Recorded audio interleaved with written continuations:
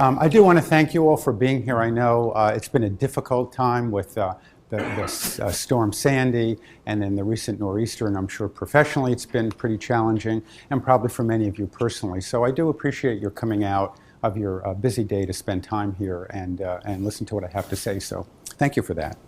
What I'm going to be talking about is very briefly developmental trauma disorder or complex trauma, what it is, and then I'll talk a bit about effective treatment for it. So what I'd like you to kind of come away with from this talk is an understanding of how pervasive the effects of chronic early maltreatment are on child behavior and child development, and then the implications of that for treatment. Okay, those are really the two things I'd like you to come away from this with, and then an interest in maybe learning more about that. So this is what we'll cover. So what is complex trauma? There are many articles about it, also known as developmental trauma disorder, but in its simplest context, it is chronic early maltreatment that occurs within a caregiving relationship. And that distinguishes it, and this is a clinical construct. Okay? It's not a DSM-IV diagnosis.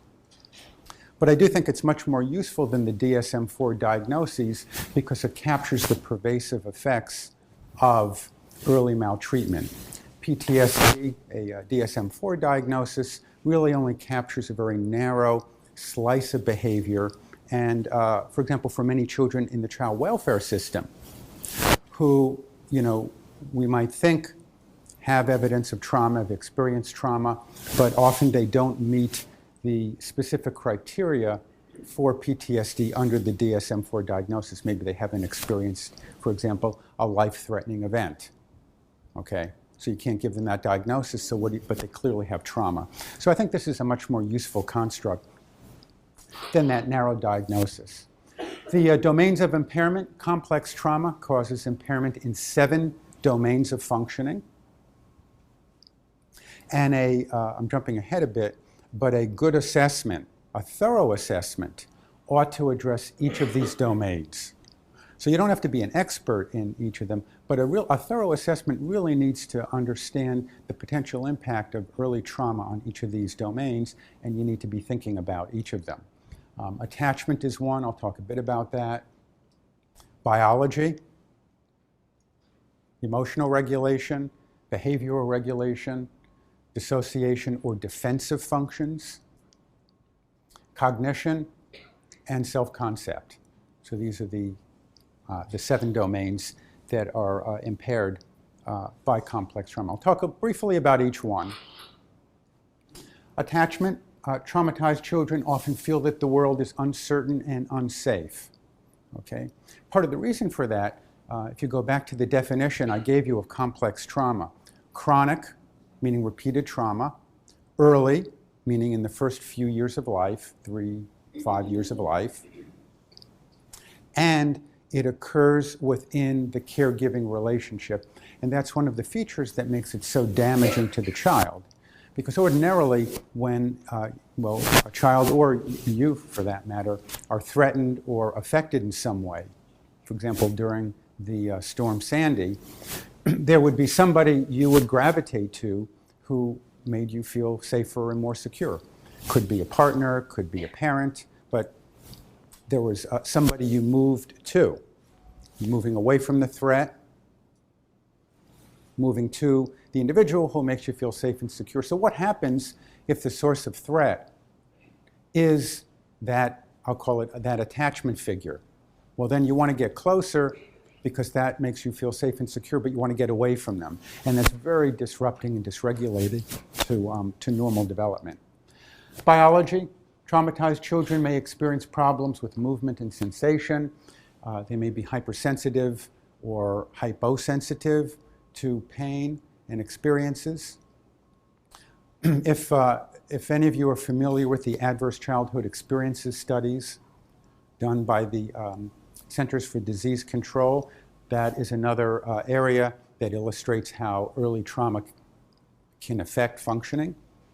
If you're not familiar with that, you ought to just Google adverse childhood experiences, or go to the CDC website, and they've done, at this point, hundreds of studies showing the effects of early trauma on things like suicide, smoking, alcoholism, but even things like COPD, chronic obstructive pulmonary disease, and a variety of other physical illnesses and diseases. Mood regulation. Children experienced to trauma have difficulty regulating their moods. Why is that? Well, you learn to regulate your moods through your relationship with your early primary caregiver. And again, I'm just curious, how many of you have children? How many of you have nieces, nephews? How many of you were kids once? Okay, good. That covers everybody. If you think about it, what happens with a really young child is you regulate their emotions for them, right? Because they can't. And then gradually they come to be able to do that with you, and eventually they can do that themselves. So chronic early maltreatment within a caregiving relationship disrupts that process, interferes with the child's capacity and ability to develop the ability to regulate their moods. Dissociation, one of the hallmark features of trauma, and actually one of the ways that the mind copes with overwhelming stress or trauma, is to split off or dissociate the emotional component with the episodic component. And then, of course, what normally happens is we repeat the event again and again and again, and it decreases in intensity. If on the way to work there was a terrible car accident that you witnessed and it was frightening for you, the first thing you probably would do when you walked into work would be what? You'd tell somebody, right? Oh, you can't believe what happened on the way to work today. And you tell somebody else and somebody else. But by the end of the day, it would recede in emotional impact through the retelling. Well, when the event is so traumatic that the episodic and emotional components are dissociated and there's no way to bring them back together, that repetition kind of continues either in play or in relationships, but there's no integration that occurs. Okay, so there's a continued sort of perpetual dissociation. Cognition. Traumatized children have difficulty completing tasks, focusing, and we see a whole range of cognitive difficulties because their capacity to take in information and move information from working memory to short-term memory to long-term memory to permanent memory is impaired, because essentially what's going on is when you experience chronic early maltreatment in a caregiving relationship, your stress response system is always active. And I'll have a slide I'll talk a little bit later, but the stress response system, the way the body responds to stress in terms of chemicals and hormones and all that, all of those things are antithetical to taking in new information and learning. Okay? So cognition is severely impacted. And, and self-concept. They have distorted body images. They've been told various things, either verbally or by the way they were treated, what their value is, right? Essentially, they come to have a self-concept of their self as being unloved, unlovable, basically throwaway kids, okay? Because that's what early life has sort of taught them. In terms of complex trauma, these are some of the typical behaviors that you would see. I put these up here not to suggest that you use these to make an assessment of complex trauma and say, well, if I see these, the child must have complex trauma. But actually, I put this up here to point out why it's so important to do a good comprehensive assessment. Because you see a child with attention and concentration problems, and what thought immediately pops into your head?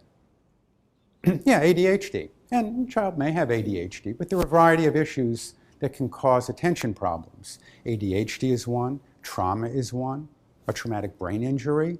There are a whole range of things that can cause any of these difficulties. So you don't want to run from symptoms to diagnosis. You really want to try to tease out what's driving these behaviors, what's causing these symptoms. Okay? But as you can see, there's a whole range of affect dysregulation, attention problems, negative self-image, impulse control. Over half of the children who experience complex trauma exhibit these sorts of behaviors. And then I'm just curious, how many of you work with children in the foster care system or they've been adopted, just so I get a sense? All right, a fair number of you, so I will go through this. I just wanted to point out that children in the foster care system come to us having experienced a range of traumatic experiences that profoundly impact their development and functioning. And just, won't go through all of them, but you know, drug and alcohol abuse in 85% of the parents. Half of all babies have been drug exposed. And you know, we do know there is no, for example, safe level of exposure to alcohol prenatally. Many of the drugs that are used are very detrimental to fetal development. Okay. Again, just some statistics. Half of very young children placed in foster care had been prenatally exposed to cocaine. This is from Dr. Blatt at Upstate Medical Center, some of the findings that he found in his clinic. Okay. I'm just going to go through these relatively quickly. At his clinic, half of the children, infants, had been drug exposed. They had HIV exposure, 30 to 50 times the community rate, growth failure, immunization delays, whole range of difficulties, okay, that are presented.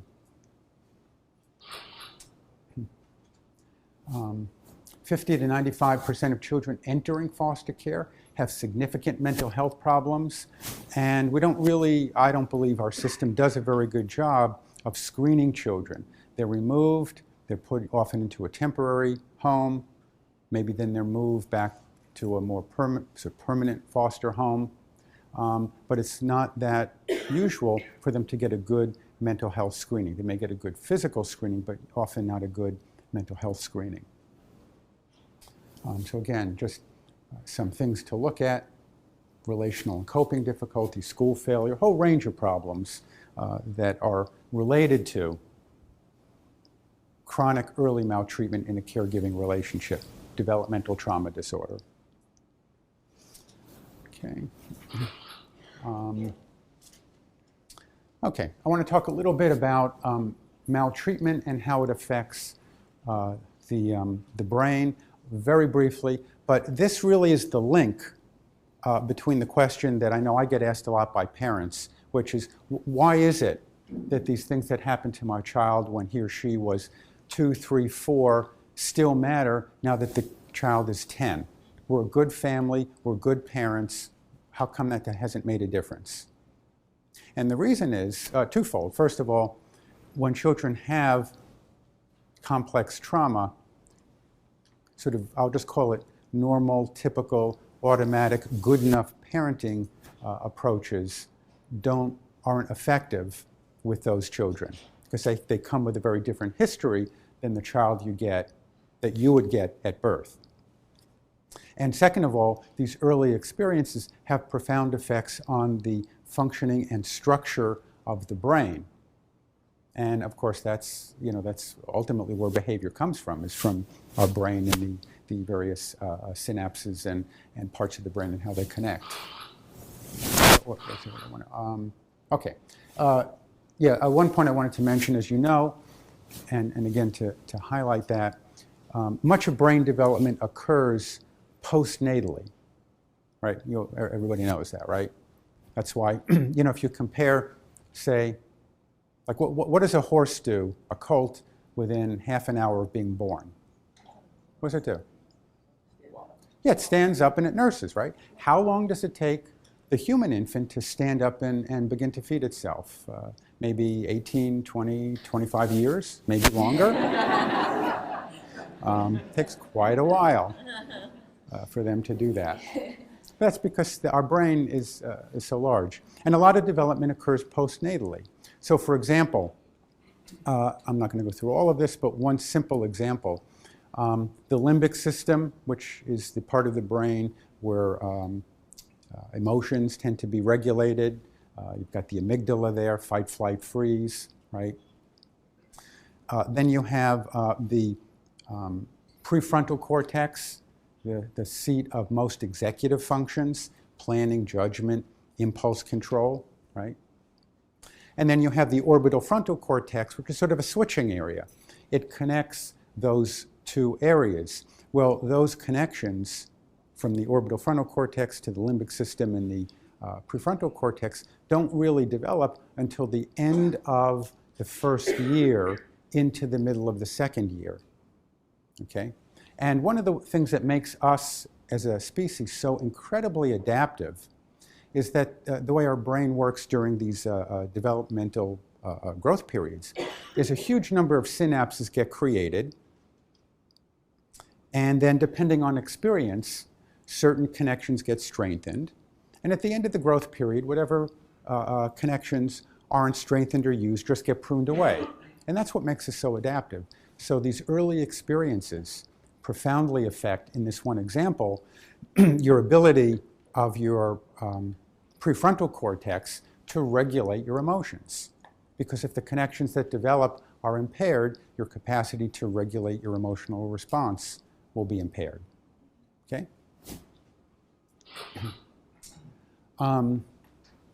Another avenue that this occurs, I'm not going to, I don't know that all of you are interested in this, but just very quickly, gene expression, epigenetics, really speaks to the interaction of environment and genes. You know, it's not nurture, nature, it's really both. Environment and environmental factors affect gene expression, which affects protein production and then ultimately a whole variety of things. And this is what I wanted to show you, a simplified version. Stress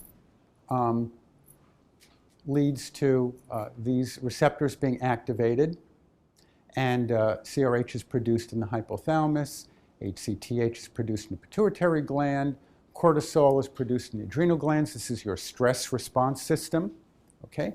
And then what should happen, what normally happens, is then the GR receptors detect cortisol and the stress response is dampened.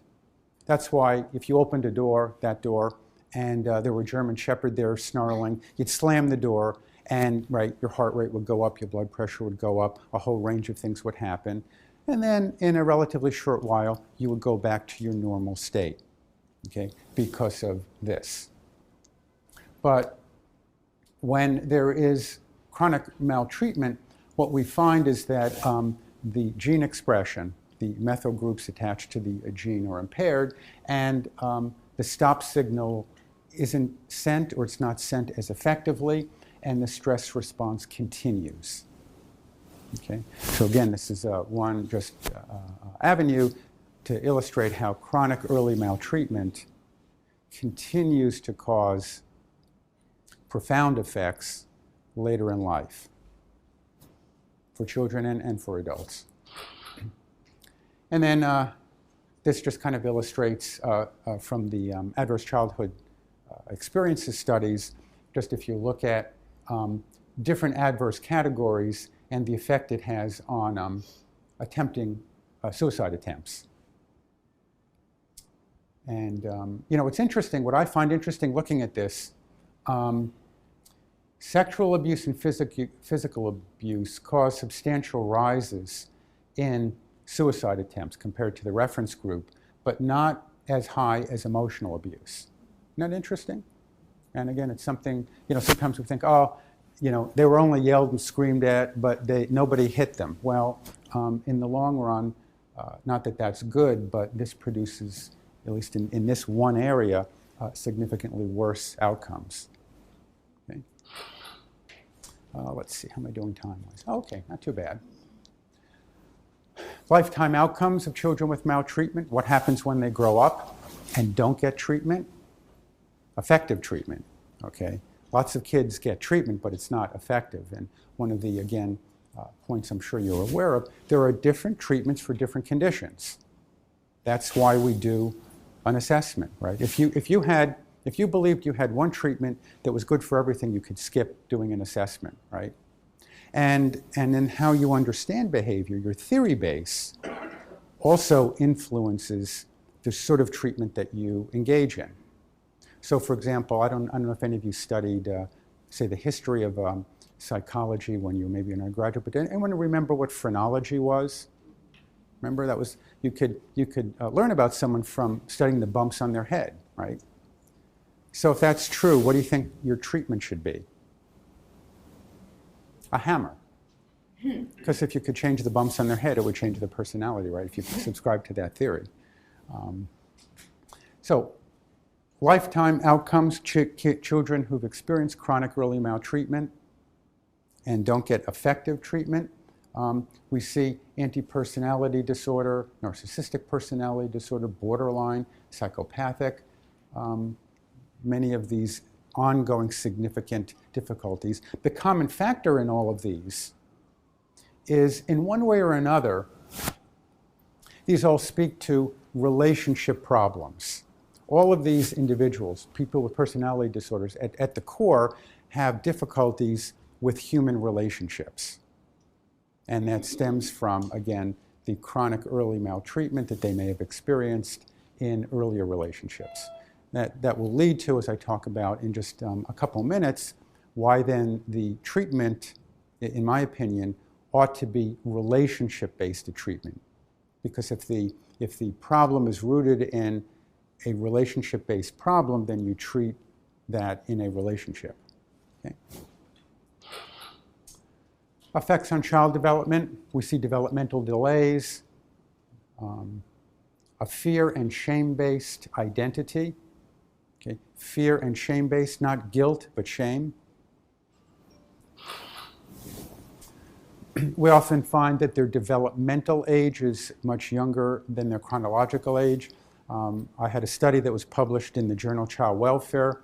We just looked at a group of children who met the criteria for reactive attachment disorder, which is, the DSM-4 diagnosis, as well as complex trauma. And what we found is they were significantly developmentally younger than their chronological age, as measured by the Vineland Adaptive Behavior Scales. If any of you are interested, if you email me, I can send you the PDF reprint of that. And that's very important because from a parenting point of view, in your work with parents, you want parents to treat their child where they are developmentally, not necessarily chronologically. And a lot of the difficulties that I find that parents come in talking to me about with children like this, a piece of them come down to the parent is maybe expecting their 13-year-old to act like a 13-year-old, but developmentally they're closer to maybe a 7-year-old. So you can imagine with your own kids or nieces or nephews, if you try to get your 5 or 7-year-old to function like a 13-year-old, you're going to be frustrated and they're going to be very unhappy. Okay. Problem-solving difficulties, problems deferring gratification, whole range of areas we find difficulties in. Effects on testing. How many of you do psychological testing? Okay, it's just a couple of you. I'll just keep this brief. But one of the reasons that children with this background do so poorly on standardized tests, just as an example, many of the children who come to our clinic, they'll have IQs sort of borderline, 82, 78, low 80s. And then at the end of treatment, when the school maybe retests them, their IQ now is 100, 108, 110. Well, treatment didn't make them smarter. It really doesn't do that. It does a lot of things, but that it doesn't do. Most standardized testing, certainly IQ testing, is predicated on the idea that the client, the patient, is putting forth their best effort. So if you have somebody whose fundamental worldview is that what they do doesn't matter, they can't affect their environment, right? That's their fundamental worldview. Then they're not going to put forth effort, right? Because wouldn't that be a good definition of mental illness? Somebody who knew what they were going to do wouldn't matter, but still put forth effort anyway, right? And so these kids often give up way too soon when they could do better just because they feel it doesn't matter, it's not going to make a difference. Because their life experiences have taught them that. Okay? Attention problems and lack of motivation can cause a misdiagnosis of, I talked about ADHD. Oppositional defiant disorder. Certainly the child may meet the DSM-4 criteria, but children who only have oppositional defiant disorder, there are very effective methods of treatment that would work for them, but not for these kids, because the cause of the defiant behavior in sort of, I'll just call it normal or typical kids, is different than the cause in kids with complex trauma. Okay. Or mental retardation. They have, wind up with an IQ score of, 75, and they get labeled mentally retarded, but they're not really. And you hear that from parents. So, parents will come in and say, I know my kid's in special ed. He's got a low IQ, but I don't know. Some of the things he says and does, I don't think that that's right. Okay. Okay. All right, good. So I'm going to move on to talk about treatment. I'm going to give you just a very brief overview of attachment-focused treatment. Attachment-focused treatment, as I said or indicated earlier, is a relationship-based treatment. The active ingredient, if you will, comes through the relationship that you as the professional create with your client, and more specifically, through the relationship you help the primary caregiver create with the child. Because if you think about it, you see the child or the family, 1-2 hours a week, right? The child's living in some situation with some caregivers. So who really is going to have the bigger impact hour to hour, minute to minute, day to day? It's that environment. So in a lot of ways, effective treatment does involve working through the primary caregivers to almost like to help them become, if you will, co-therapists, so that you can help the child resolve the trauma, but you can help the parents understand the child and help the child resolve the trauma in the home. So I'm just going to give you a brief overview. Again, there are some references at the end. You can certainly read more about this. Forming and maintaining the alliance. This is just a slide that I think captures an attachment-focused approach to treatment generally. Okay? The idea is that, first of all, you need an alliance or a relationship, you can call it either one, to create a secure base. Okay? You can't do treatment without a secure base. I don't care what kind of treatment you do. Psychoanalysis, cognitive behavioral therapy, any treatment, you need a sense of safety, right? And for those of you who do trauma treatment, isn't it true that the first order of business in doing trauma treatment is what? Safety, right? There has to be physical and emotional safety. But that comes through the relationship or through the alliance. The alliance creates the secure base. The secure base that you have is what allows for exploration. Okay? And exploration is what then leads to integration, which is what healing is. So much of trauma treatment is integrating the dissociated and split off aspects of the experience so that the person can actually remember and experience the emotions as a memory, not relive the emotions. Right? That's the difference between, say, a flashback and remembering. In a flashback, you're reliving, you're not remembering. Okay? In my experience over the years, when I do assessments, I do pretty comprehensive assessments. The best predictor of treatment outcome I find is not how disturbed is this kid, it's parent capacity. That I find is the best predictor of treatment outcome when you're working with children who have developmental trauma disorder. And specifically, the elements that I want to look at and that I think are important in parent capacity are their insightfulness, okay? Their ability to be insightful with their child, their own state of mind with respect to attachment, their sensitivity, their reflective ability, that sort of part of your mind that can think about what's happening here in the relationship, right? And most important, Mary Dozier, who's a researcher in Delaware, did a good study of foster parents and what predicted treatment stability or treatment disruption. And there are a lot of factors that go into it, but the most powerful factor that predicts that is parent commitment. And almost in a counterintuitive way, what she found was that the longer someone has been a foster parent, the more children they've had in their home, the lower their level of commitment.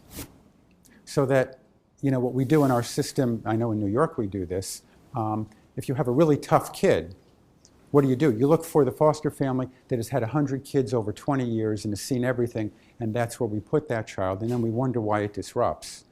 Really, based on her research, what you would really want to do is place that most difficult child in the family that you certified yesterday.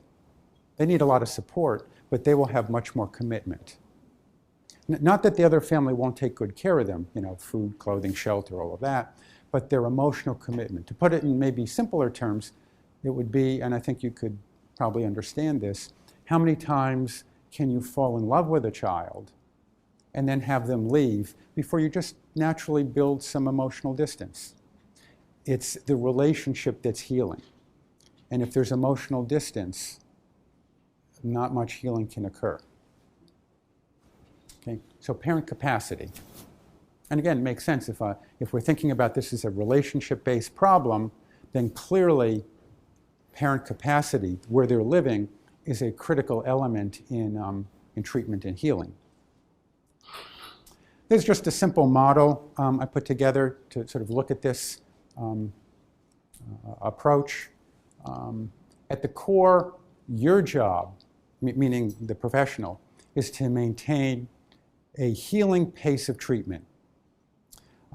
John Briere wrote a book with, I forget her first name, Scott. I think it's called Principles of Trauma Treatment, I think is the title of the book. But he talks about the therapeutic window, and that to do good trauma treatment, there needs to be emotion present. It can't just be a sort of purely cognitive dialogue. There has to be emotion present, but not so much that the person gets dysregulated. And one of the elements of trauma treatment is bringing in the past trauma, the memory and the emotions, in a titrated way so you keep the person within that therapeutic window. So I translate that into our job is to maintain a healing pace of treatment. Some emotion, not too much. And we do that by being playful, by being accepting of the emotion and the person's experience. Again, if you look at the research, psychotherapy outcome research, the relationship, unconditional positive regard, those kinds of dimensions, consistently across treatment approaches tend to be effective. Those are some of the common factors that we talk about in psychotherapy. So the behavior may not be acceptable, but the emotion of the experience is. Being curious so that we can understand the world from the other person's point of view, and that then allows us to become empathic or have empathy. Okay? But it's being curious, not in a, well, I really know why you feel what you feel. I'm going to trick you into saying it, or I'm going to get you to say it, but in a real interested kind of way. Like you genuinely find this person fascinating. And in a non-judgmental way. And when you and that is also a way to build a relationship. If you think about, I'll describe it this way. Everybody here, pretty much, you've all been to parties? Yes? Okay. Anybody not? If anyone hasn't, see me afterwards. And I'm sure you've all been to a party where someone corners you and tells you about their house, their clothing, their job, and they go on and on about themselves. And you finally break away. And what do you do when you see them at the next event? You avoid them like the plague. You hope they don't see you, right?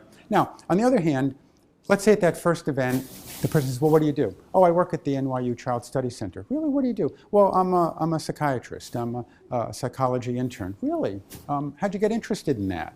What do you do? Wow, that's really hard work. What do you like about it? And that is the whole nature of your 10-minute conversation. Well, what do you do when you see them 2 weeks later? Hey, come on over. Good to see you again, right? Why? Because they made you feel good. Because they were interested in you. So that's the sort of stance or way that you want to be approaching the relationship with the caregivers and with the child, and that you want the caregiver to use with the parent, with the child. So that's at the core, and you can kind of begin with anything that happened, something that happened today, yesterday, right now, in front of you 5 years ago. Using your acceptance and curiosity, you want to discover the meaning for your client. Okay, this is hard for all of you because you all have been trained to do this. This is what all of your years of training are about, is what's the meaning of the behavior. So it's tempting for us to tell the client why they do what they do and feel what they feel and what it means to them. But we want them to discover the meaning for themselves. So we want to stay here with the acceptance and curiosity, help them discover the meaning. And then using empathy, we can normalize their experience. And then ideally, either you communicate with them or they communicate with their caregiver if it's a child, and a new meaning emerges, a new therapeutic meaning. Okay? And this is sort of the basic model. Components, again, if you sort of think about this treatment, there are a variety of discrete elements. They're used in and there's a lot of overlap among them, but for teaching purposes, I usually break it down into these elements, and we want to think about your use of self, because again, this is a relationship-based treatment, so you have to use yourself. This is something really more for parents than for us, but the idea is many parents get focused on the kid should just do what I tell them to do or listen. They're not listening. You know, how many times do you have a family come into you? What's the problem? My child won't listen to me. She's disrespectful. And the focus is on compliance. And I would just suggest the focus needs to be on connections, relationship. It's not that compliance isn't important, but the way you get that is through the relationship. Okay?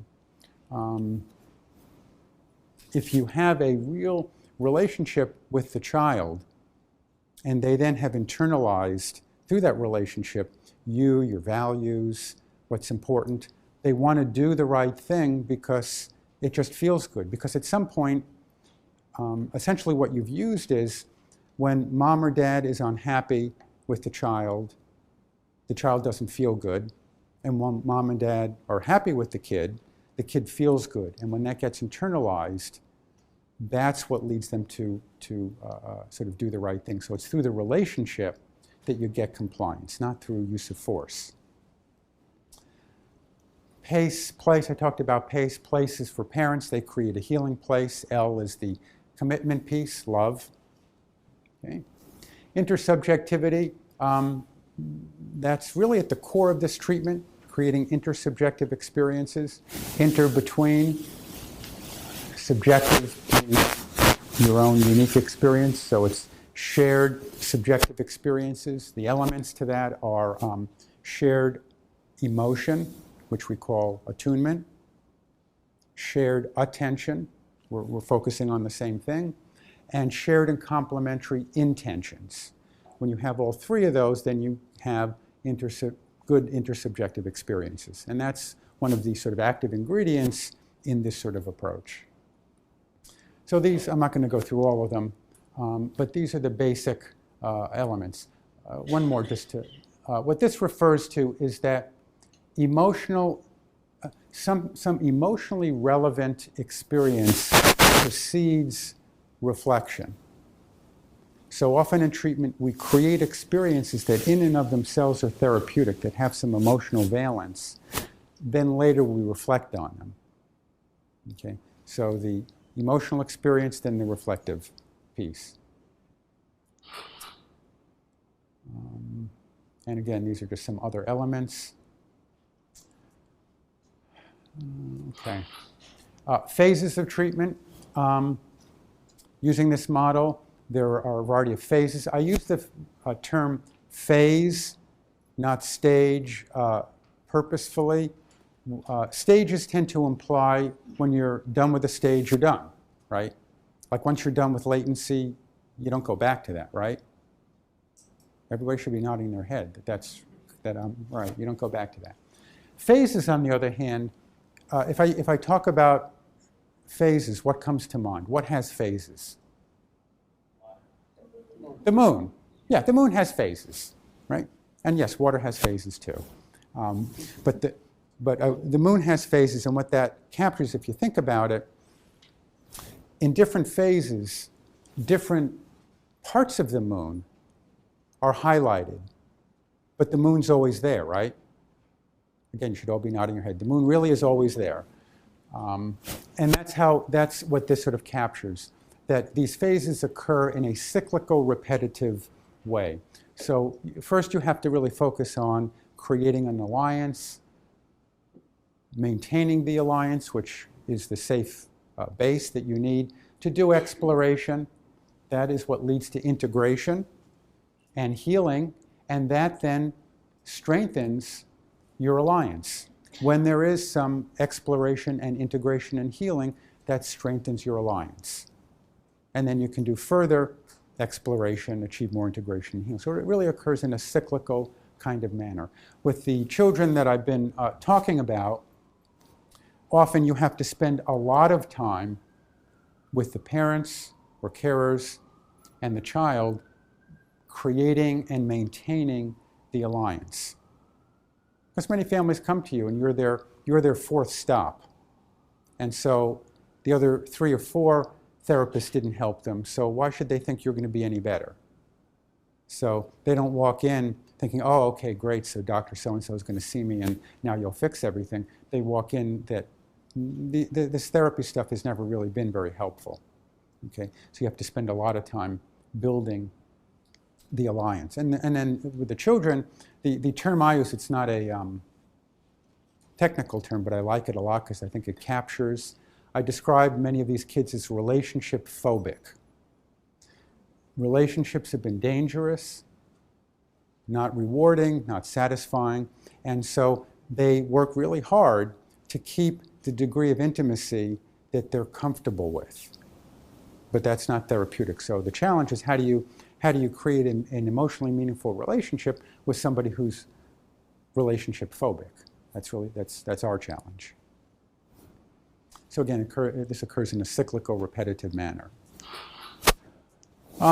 These are the goals you can expect to come out of this treatment: resolution of early losses, increased capacity to have trusting relationships, better modulation of affect, development of internal controls. These are all the things that come out of this treatment that you can expect. Again, I'm going to kind of skip over this, but this is a very important part of treatment. We work primarily, not exclusively, but primarily with and through the caregivers. We do a lot of work with the children around their trauma, certainly, but it's within the context of the family, because you want the parents or the caregivers to understand what's going on and carry this over as they go home. So most of the time, 95% of the time, I see children always with their parents. I may see the parents alone, talk with them for a while. I may see them for quite a long period of time if their capacity is limited. But then when we start working on some of the child's early trauma, I do that within the context of the family. So the parents are there, they're participating. Because we want them to create the safe base that we need to do the trauma treatment and the exploration. Again, parents are central. One of the phrases I'd like you to keep in mind, for those of us who were trained as child therapists, I know I've often had the experience of seeing a family and saying, you know, if only these parents would get a grip, everything would be fine, because this is a great kid. And I don't know about you, but for me, about 3 weeks later, that's when the family dropped out of treatment, because we have to have an alliance with the parents. So what I've sort of come to over the years is whatever we think the parents need to be doing with the child. They're not sensitive enough, they're not insightful, they're not reflective enough. We have to do with the parents. If we create that relationship with the parents, that will help them develop the capacity to do it with their child. Okay. Okay. In many ways, we become an attachment figure for the carers. In many ways, we have to often help them resolve some of their own unresolved trauma or unresolved issues if they're going to be the sort of parents they would like to be or need to be with their child. And, okay, well, I'm going to skip this. I just have a couple minutes left, so I just want to talk briefly about some of the research on the efficacy of this sort of approach. Again, you can look at that reference. Their conclusion was that dyadic developmental psychotherapy is supported, probably efficacious. In the two studies that were done, two outcome studies, 82% of the treatment group and 83% of the control group had received previous treatment, 3 previous episodes, and after treatment, 100% of the usual care group continued to need treatment. They got other treatment, not this treatment. The main feature points here would be, now, so this isn't a, this was not a randomized study, so you have to understand that. It basically looked at all of the children at the clinic for a 1-year period, and half received maybe about 30, I think it was 30, 32, received dyadic developmental psychotherapy, which is an attachment-focused treatment. The others got a evaluation only, and then got somewhere else by other competent clinicians. The treatment group, after